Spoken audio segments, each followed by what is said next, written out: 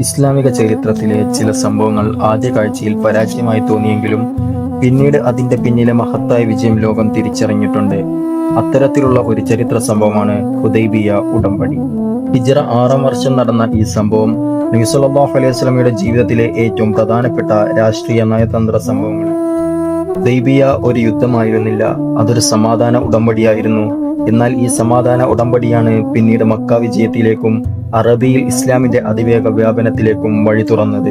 മദീനയിലേക്ക് ഹിജ്റ ചെയ്തിട്ട് 6 വർഷം കഴിഞ്ഞിരുന്നു. ഒരു ദിവസം നബി സല്ലല്ലാഹു അലൈഹി വസല്ലമ ഒരു സ്വപ്നം കണ്ടു. താനും സ്വഹാബികളും മക്കയിൽ പ്രവേശിക്കുകയും കഅബ സന്ദർശിക്കുകയും ചെയ്യുന്നതായിരുന്നു ആ സ്വപ്നം. ഇത് സ്വഹാബികളോട് അറിയിച്ചപ്പോൾ അവർ വലിയ സന്തോഷത്തിലായി.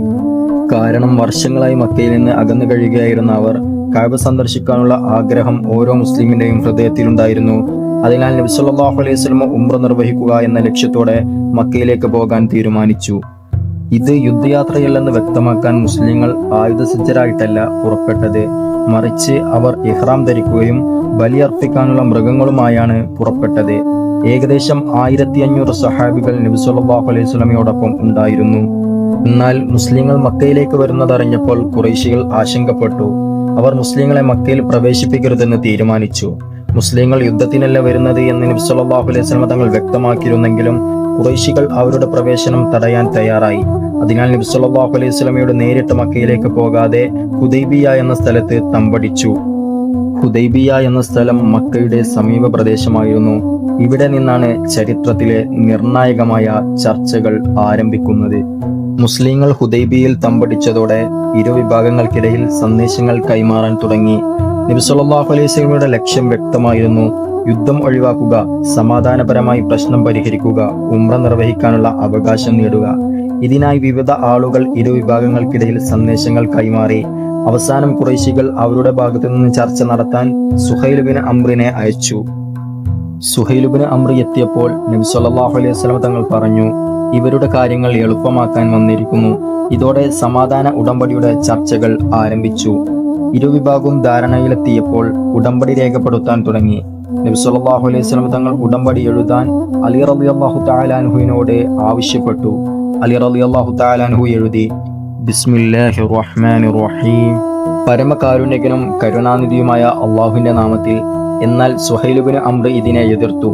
അദ്ദേഹം പറഞ്ഞു: ഞങ്ങൾക്കിത് പരിചിതമായ പ്രയോഗമല്ല, ഞങ്ങൾ എഴുതുന്നത് പോലെ എഴുതുക.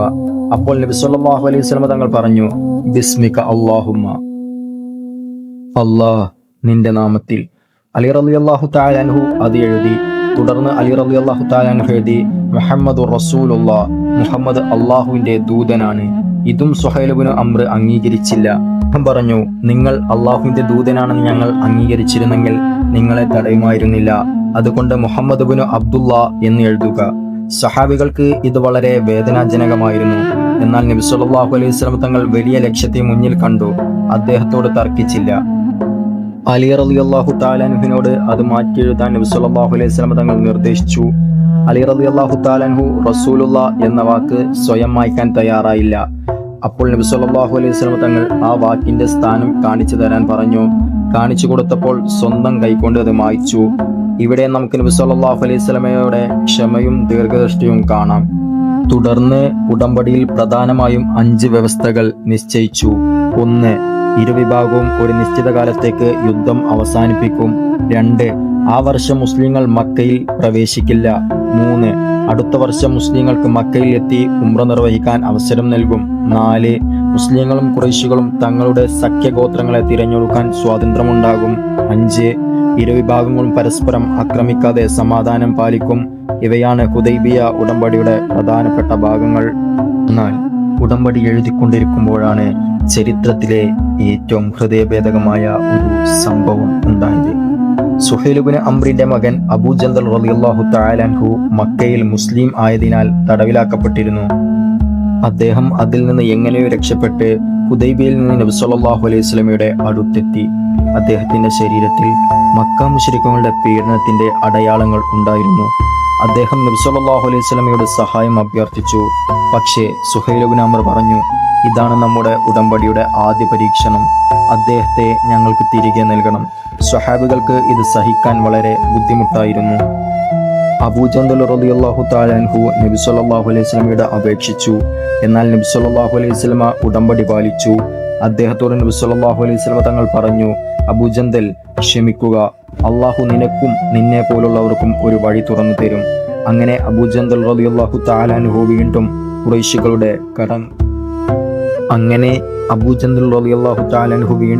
ഖുറൈശികളുടെ കൈകളിലേക്ക് മടങ്ങേണ്ടി വന്നു. ഈ സംഭവം സ്വഹാബികളുടെ ഹൃദയത്തെ ആഴത്തിൽ വേദനിപ്പിച്ചു. ഉടമ്പടിയിലെ ചില നിബന്ധനകൾ സ്വഹാബികൾക്ക് മനസ്സിലാക്കാൻ ബുദ്ധിമുട്ടായിരുന്നു.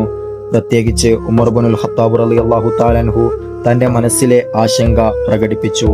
അദ്ദേഹം അബൂബക്കർ റളിയല്ലാഹു തആല അൻഹുവിനോട് ചോദിച്ചു, നാം സത്യത്തിന്റെ പക്ഷത്തല്ലേ? അവർ അസത്യത്തിന്റെ പക്ഷത്തല്ലേ? പിന്നെ എന്തിന് നാം ഇങ്ങനെ വിട്ടുവീഴ്ച ചെയ്യണം? അബൂബക്കർ റളിയല്ലാഹു തആല അൻഹു പറഞ്ഞു,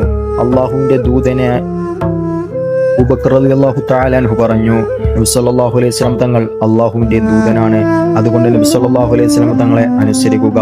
പിന്നീട് ഉമർ റളിയല്ലാഹു തആല അൻഹു നബിയോടും തന്റെ സംശയം പ്രകടിപ്പിച്ചു. എന്നാൽ നബി സല്ലല്ലാഹു അലൈഹി വസല്ലം തങ്ങൾ അദ്ദേഹത്തിന് ആശ്വാസം നൽകി. ഇവിടെ സ്വഹാബികളുടെ മനസ്സിലെ വികാരവും നബി സല്ലല്ലാഹു അലൈഹി വസല്ലം തങ്ങളുടെ ദൂരദർശിത്വവും ഒരേ സമയം നമുക്ക് കാണാൻ കഴിയും. അവസാനം ഹുദൈബിയ ഉടമ്പടി പൂർത്തിയായി. എന്നാൽ മുസ്ലിങ്ങൾക്ക് ആ വർഷം ഉംറ ചെയ്യാൻ കഴിഞ്ഞില്ല. നബി സല്ലല്ലാഹു അലൈഹി വസല്ലം തങ്ങൾ സ്വഹാബികളോട് മദീനയിലേക്ക് മടങ്ങാൻ തയ്യാറാകാൻ നിർദ്ദേശിച്ചു. അവർക്ക് ഇത് വളരെ വേദനാജനകമായിരുന്നു. കാരണം അവർ കഅബ സന്ദർശിക്കാനാണ് പുറപ്പെട്ടത്. എന്നാൽ ഇപ്പോൾ മക്കയിൽ പ്രവേശിക്കാതെ തിരികെ പോകേണ്ടി വന്നു. മദീനയിലേക്ക് മടങ്ങുന്നതിന് മുമ്പ് നബി സല്ലല്ലാഹു അലൈഹി വസല്ലം തങ്ങൾ സ്വഹാബികളോട് ബലിമൃഗങ്ങളെ അറുക്കാനും തലമുണ്ടനം ചെയ്യാനും നിർദ്ദേശിച്ചു. എന്നാൽ അന്നത്തെ മാനസികാവസ്ഥ കാരണം സ്വഹാബികൾ ഉടൻ പ്രതികരിച്ചില്ല. നബി സല്ലല്ലാഹു അലൈഹി വസല്ലം തങ്ങൾ തന്റെ ഭാര്യയായ ഉമ്മു സലമ റളിയല്ലാഹു അൻഹയോട് ഈ കാര്യം പറഞ്ഞു. അവർ നൽകിയ നിർദ്ദേശപ്രകാരം നബി സല്ലല്ലാഹു അലൈഹി വസല്ലം തങ്ങൾ സ്വയം പുറത്തുവന്ന് ബലിയർപ്പിക്കുകയും തലമുണ്ടനം ചെയ്യുകയും ചെയ്തു. അത് കണ്ട സ്വഹാബികൾ ഉടൻ തന്നെ നബി സല്ലല്ലാഹു അലൈഹി വസല്ലമയെ പിന്തുടർന്നു. അങ്ങനെ ഹുദൈബിയയിലെ സംഭവങ്ങൾ അവസാനിപ്പിച്ച് മുസ്ലിങ്ങൾ മദീനയിലേക്ക് മടങ്ങി. ഇവിടെയാണ് ഹുദൈബിയ ചരിത്രത്തിന്റെ ഏറ്റവും പ്രധാനപ്പെട്ട ഭാഗം ആരംഭിക്കുന്നത്. മദീനയിലേക്ക് മടങ്ങുമ്പോൾ മുസ്ലിങ്ങൾക്ക് തോന്നിയത്, നമുക്ക് ഉംറ ചെയ്യാനായില്ല, നമുക്ക് മക്കയിൽ പ്രവേശിക്കാനായില്ല, പിന്നെ ഇതെങ്ങനെയാണ് വിജയമാകുന്നത്? എന്നാൽ അള്ളാഹുവിന്റെ മറുപടി ഉടൻ വന്നു. അള്ളാഹു സൂറത്തുൽ ഫതഹിന്റെ ആദ്യ ആയത്തുകളിൽ പ്രഖ്യാപിച്ചു, ഇന്നാ ഫതഹ്നാ ലക ഫതഹൻ മുബീന, തീർച്ചയായും താങ്കൾക്ക് നാം വ്യക്തമായ ഒരു വിജയം നൽകി. അള്ളാഹു അങ്ങനെ ഹുദൈബിയെ ഫതഹ്, വിജയം എന്ന് വിശേഷിപ്പിച്ചു. ഹുദൈബിയ ഉടമ്പടിയോടെ ഖുറൈശികളുടെ യുദ്ധഭീഷണി കുറഞ്ഞു. മുസ്ലിങ്ങളും ഖുറൈശികളും തമ്മിൽ ഒരു സമാധാന കാലം രൂപപ്പെട്ടു. യുദ്ധത്തിന്റെ ഭയം കുറഞ്ഞതോടെ ആളുകൾക്ക് മുസ്ലിങ്ങളെ അടുത്തറിയാനും അവരുടെ സ്വഭാവവും വിശ്വാസവും മനസ്സിലാക്കാനും അവസരം ലഭിച്ചു. ഇതിനിടയിലാണ് പ്രമുഖരായ ചിലർ ഇസ്ലാമിലേക്ക് വന്നത്. അവരിൽ പ്രധാനപ്പെട്ടവരാണ് സൈഫുല്ലാഹിൽ മസ്ലൂൽ ഖാലിദ് ബിൻ വലീദ് റളിയല്ലാഹു തആല അൻഹുവും ദാഹിയത്തുൽ അറബ് അംർ ബിൻ ആസ് റളിയല്ലാഹു തആല അൻഹുവും. ഇരുവരും പിന്നീട് ഇസ്ലാമിക ചരിത്രത്തിൽ വലിയ പങ്കുവഹിച്ചു. ഹുദൈബിയ ഉടമ്പടിയുടെ ഭാഗമായി അറബയിലെ ഗോത്രങ്ങൾക്ക് സഖ്യങ്ങളിൽ ചേരാനുള്ള അവസരം ലഭിച്ചു. ബനു ഹുസായ എന്ന ഗോത്രം മുസ്ലിങ്ങളുടെ സഖ്യത്തിലും ബനു ബക്കർ എന്ന ഗോത്രം ഖുറൈശികളുടെ സഖ്യത്തിലും ചേർന്നു. പിന്നീട് ബനു ബക്കർ ഖുറൈശികളും ചേർന്ന് ബനു ഹുസായെ ആക്രമിച്ചതോടെ ഹുദൈബിയ ഉടമ്പടിയുടെ സമാധാനം തകർന്നു. ഇതാണ് പിന്നീട് മക്ക വിജയത്തിലേക്ക് നയിച്ച പ്രധാന സംഭവങ്ങളിൽ ഒന്നായത്. ഹുദൈബിയെ വെറും ഒരു സമാധാന ഉടമ്പടിയായി കാണുന്നത് അതിന്റെ യഥാർത്ഥ പ്രാധാന്യം കുറച്ചു കാണുന്നതാണ്. ഇത് നബി സല്ലല്ലാഹു അലൈഹി വസല്ലം തങ്ങളുടെ ദീർഘദൃഷ്ടിയുടെയും ക്ഷമയുടെയും നയതന്ത്ര ബുദ്ധിയുടെയും ഉടമ്പടി പാലിക്കാനുള്ള പ്രതിബദ്ധതയുടെയും സമാധാനത്തിന് മുൻഗണന നൽകുന്ന നേതൃത്വത്തിന്റെയും മഹത്തായ ഉദാഹരണമാണ്. ആ സമയത്ത് ചില സ്വഹാബികൾക്ക് ചില നിബന്ധനകൾ ബുദ്ധിമുട്ടായി തോന്നിയെങ്കിലും പിന്നീട് ഹുദൈബിയ ഇസ്ലാമിന്റെ ചരിത്രത്തിലെ വലിയ വിജയങ്ങളിലൊന്നായി മാറി.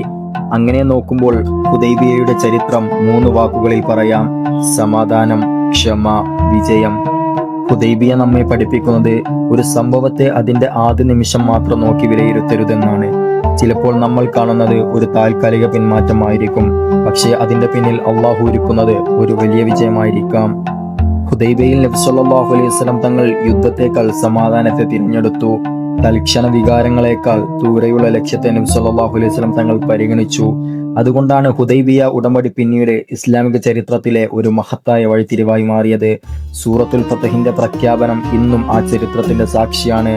ഇന്നാ ഫതഹ്നാ ലക ഫതഹൻ മുബീന, തീർച്ചയായും അങ്ങേക്ക് നാം വ്യക്തമായി ഒരു വിജയം നൽകി.